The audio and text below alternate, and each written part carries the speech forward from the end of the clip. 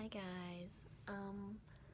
So this month it's May, and so it's mental health month, and I was on a walk last night, and I was just like I was thinking about all these things, and I stumbled across like a thought of like making another video, and then I realized how proud of myself I was, because of how far I've come with some mental difficulties I have, and since it's the month that we're bringing support to illnesses of the mind, I was thinking I'm gonna talk about what I've done, what I've overcome, and so that was kind of scary. I sat here for like at least a minimum of 5 minutes, like just waiting to press play, like. But yeah. So, and I've said it before, and people have heard me say it, and like I've always thought, like, of all the mental illnesses, because like mental illnesses are getting a lot more awareness now, and that's really good, because we need to be aware of like all sorts of health problems. And I've always thought that the problem that I feel like gets the least recognition and the least hype and the least attention is the word I'm looking for, I guess, because attention, it it needs to be like it needs to be looked at, is eating disorders, because I really don't think that enough people realize that a lot of people think that it's a physical thing, because what eating disorders cause is physical. They cause physical things, but it's all in the mind. Eating disorders are really all in the mind, and I really think that not enough people know about that, and not enough people talk about that. And so I guess confession time, pretty much everyone knows already. And it's been really, honestly, kind of embarrassing to talk about for a while, but like I think it's okay to say it. Like, there's nothing wrong with saying it. And I think the great thing about that I'm making this little message for you guys is that the only way we are able to make other people strong sometimes is to make ourselves more vulnerable. And so I'm telling the truth right now. I'm saying something that I'm not afraid of anymore, especially because this isn't a sad mental health story. This is like a victory. And so yeah, confession time, pretty much everyone knows it. I am on the verge of eating disorders all the time. I've never had a really serious problem where like I've had to go to therapy. I've never had to take super hard, like really drastic measures, but I've fought with that for years. And yeah. So, and I feel like a lot of people that didn't know about that, they're like, oh, like, because like I'll be like around people, and they're like, Lizzo, I really don't think this is like the first time I've ever seen you eat. And I'm like, yeah, that's probably true. Like, that's probably is the first time you've ever seen me eat. Or I'll be like, I'll say I don't eat, and people are just like, what? You know? And because for a time that was really true. So like the thing I've always struggled with is I do both extremes. I switch back and forth between starving myself and binge eating, and there'll be like periods of time where I do either one. So for a few weeks I'll go not eating, and then for a few weeks I will eat, and I'll just go back and forth like that. I think that I've always had the mentality that makes, like, that causes eating disorders, but I never really started showing, like, the signs of one until, like, sometime in high school a few years ago. I was, oh, where does it start even? Because I think there was a period of time, yeah, like, a few years ago, my sophomore year and my freshman year, and I was not eating a lot. I really wasn't. And that went on for quite a while, and I thought I was fine. And because of my mindset of, like, always being on the verge of an eating disorder, like, I feel like I've always had, like, pretty weird eating habits due to that, but it had never been, like, this serious. And then, like, I wasn't eating a lot at all. And then, like, after a while, my mom, like, approached me. She was like, Liz, I'm not sure that you're okay right now. She was like, and I don't even know if she remembers this, but I do. I really remember this because, like, this was such a big thing for me. It was a really big moment.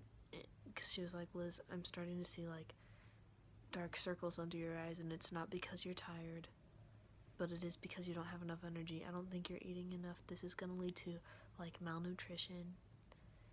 She was like, you really need to watch this because this can lead to eating disorders. And eating disorders was never really something I'd thought about being a possibility for me. But she said that, and I was like, okay, I'll watch myself. It was like, I don't know, a week or two, like, however many weeks later, and I'm not comfortable sharing this part because it wasn't, but it could have been pretty extreme. I almost did something that was, like, a direct symptom of eating disorders, like, and as I was about to do something that would, like, lead me down a really bad path with eating disorders, and I realized that, and I just stopped and I said, Lizzo, you can't do this. It will take you to, like, really bad places. This will lead to an eating disorder.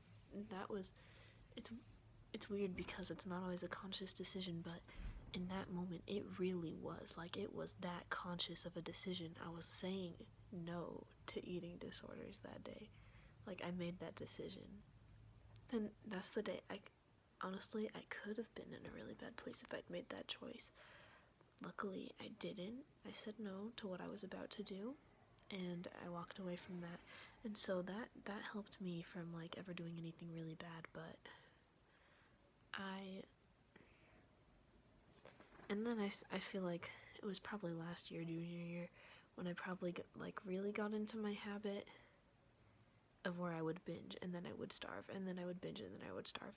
And it's honestly, like, and I've always been kind of weird about that sort of thing, but it got really bad last year. I remember last year I was showing, like, also symptoms of depression. I didn't know it at the time, but, like, now that I read about it and I look at where I was in my life, I'm like, wow, that wasn't okay. And one of the things I would do, I would eat all the time.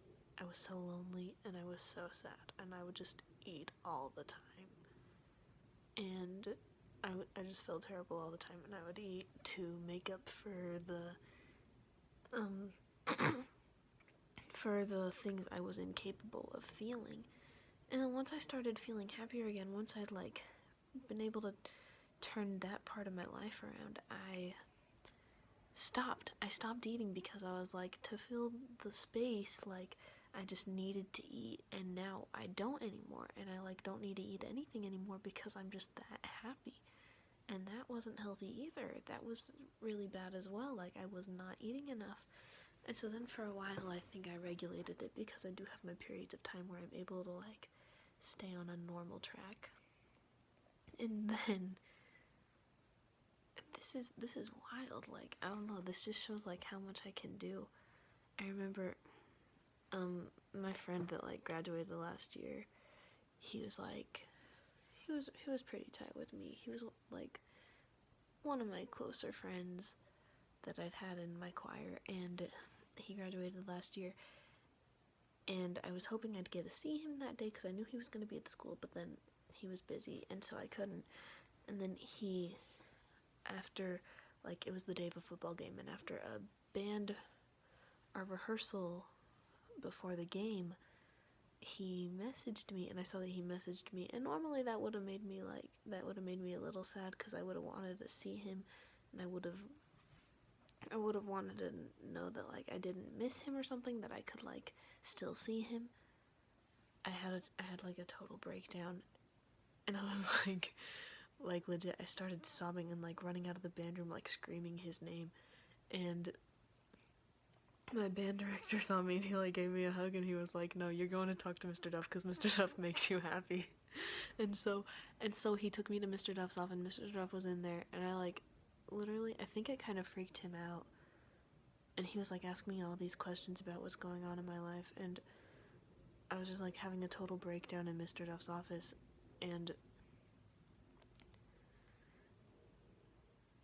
nothing, everything that I was saying, like, my life was not perfect at that time. It was one of those times in my life where, like, some things were, like, really bothering me, getting on me, but nothing that, like, would have me, like, cause me to have, like, an actual breakdown in his office, and, like, everywhere I was, I just wasn't okay. And even earlier that day, my friends were like, "Lizzo, are you okay? Are you okay?" Like, people would be constantly asking me that. And then, like, and so, yeah, after all that, and then a few hours later, like, after halftime, I realized the problem, and I would realize that every rehearsal, after every run through, I would only be able to get through, like, a minute of, like, a 6-minute marching show without, and then I'd start to, like, feel really sick, and I'm like, how can you can't do a rifle feature like that. For those of you that know marching band time, a minute is not a long time. It is not a long time at all. That's like the beginning of your show. You're just to the hit of your opener. And I realized why I was having these breakdowns and why I was feeling so sick a minute into a show. I had been eating like a meal and a half a day for like 2 weeks straight, and I was like, how do I let myself do this? And it was at least 2 weeks, and like I could have been like slowly like stopping myself from eating, like for who knows how long I'd been at it, like slowly decreasing until like I just didn't have the time to eat, and so I wouldn't do it, and I was getting so sick, and I was like legit like breakdowns all the time, like I was never okay. And it's like that, I don't know, wow, like it blows my mind that our minds like are able to convince our bodies to not do something they need to do to stay alive. Like, how crazy is that? And then after that, I stayed pretty on top of it. I stayed pretty good for a while, and I can't remember when I started doing it again, when I stopped eating, because like eating makes me really anxious. And I wrote a poem about it, which I will not share with you guys, as you know, because I'm saving my poetry for later. But yeah, eating, it makes me really anxious. I can't do it. Like, I really just can't do it. So I started starving myself again, because that stresses me out too, because people always ask, they're like, you're not kidding when you say you can't eat, and I'm like, yeah, I'm not.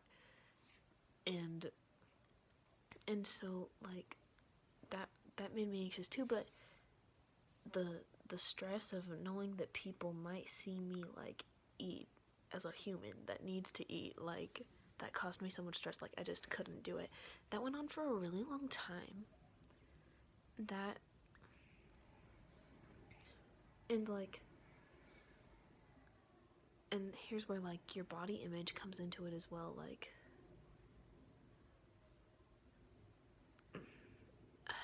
and this is where it gets hard to talk about, because like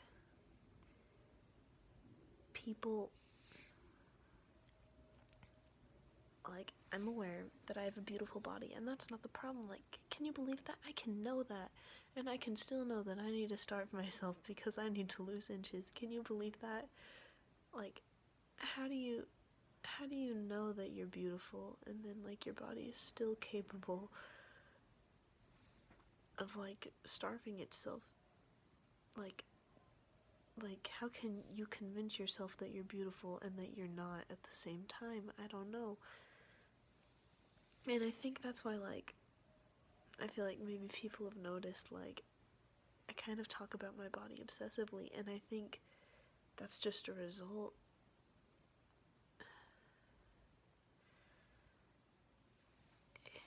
Yeah, like, it's,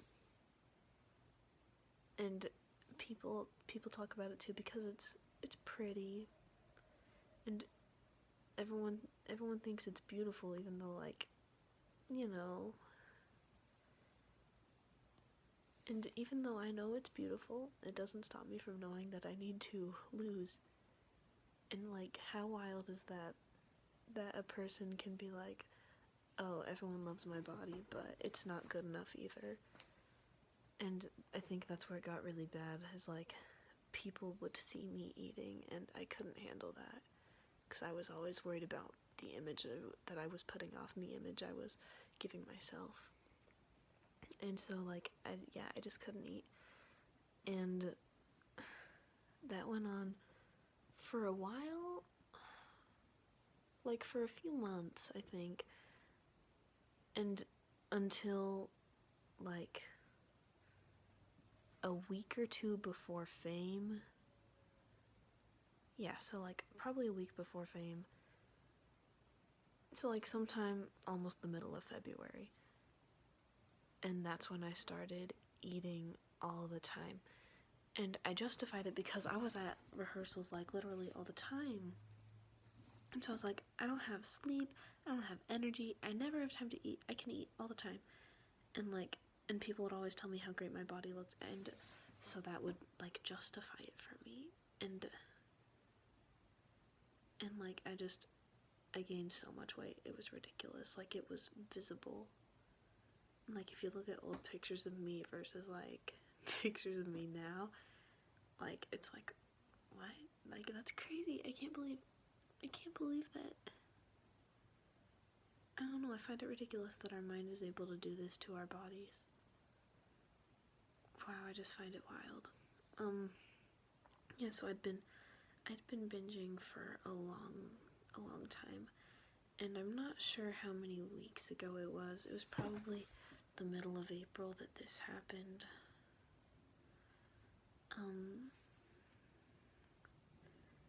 Was when, like, I kind of had an intervention with my parents about, like, because I'd been eating a lot, right? And, like,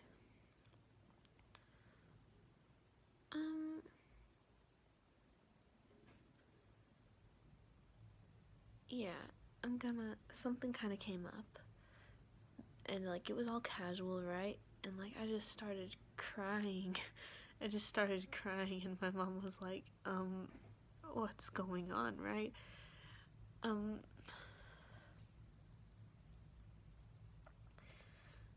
Because at the time I'd been binging, right? And oh my gosh, like, and it was getting to that point where, like, I could never,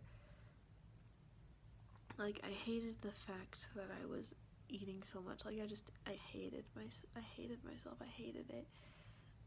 And it was getting to the point where, like, I could never stop thinking about what I ate. I could never stop thinking about it because I felt like it was controlling me. And that's actually, like, one day, like, I produced the poem because I was just so frustrated about the fact that, like, food had this much control over my life. And I had this breakdown, and and I was like, and they're like, what's going on? And I had to get it out. I was like, well, my mind, it's kind of prone to eating disorders. And honestly, my parents weren't surprised by that. Like, it didn't freak my mom out at all, because I think she knew that about me. I think my parents knew that, and so, like, it didn't freak them out, and, like, I feel like, but they probably don't know that, like, that big of a breakdown happened because for weeks, I'd been thinking about it, like, obsessively. Like, I'd been thinking about it, and like, for quite a while, I'd been thinking, I'm gonna go back to starving myself, I'm gonna go back, I'm gonna switch again, I'm gonna stop eating. And, like, I was totally ready to go back to doing that, And I told them that. I was like, I've been thinking about starving myself again, and my mom was like, no, we're not gonna do that. She says, we're gonna eat enough. We're not gonna eat too much. We're not gonna eat too little. We're gonna eat enough. And that probably sounds ridiculous to so many people, but that's why I think that eating disorders need more attention, because, like, sure, how can your mind do that to the thing that sustains it? How can it do that to your body? But it can. Like, I almost started starving myself again, and like, I guess that's why it's a victory story, is I've been like so healthy lately. Like, I haven't been eating till I hate myself, and I haven't been starving myself until I feel pretty. I've been eating enough, like, every day, and it's like been so healthy for me. And I guess that's what brought this video about, is last night I was just thinking about how healthy I was being, and I was so proud of myself, and I was like, wow, I've come such a long way. And since it's mental health month, I guess this is like an important story to share, because like, even though I don't have it as bad as most people do, they can, I don't know, maybe someone else can know that, like, they can still do this, like, they can still overcome that, because, like, I thought I would never stop doing this. I thought that, like, my life was going to be a cycle. I thought, like, I would binge and then starve, like, for the rest of my life, periodically, and I'm not anymore. I'm like eating normally, and, like, that's so exciting for me. And so that's my message. I hope that in celebration of this month, not only to bring awareness to those that don't know, but to those that do know, it's not over, it's never over, and it's never gonna be over. You're just gonna constantly progress, and if you have a setback, that is fine. If you get, like, stopped up somewhere along the way, that is fine. You just keep on trying to do your best, trying to do better, trying to progress. You never stop. Never stop. It's never over. Much love to you guys. Happy Mental Health May. Love you so much. See you later.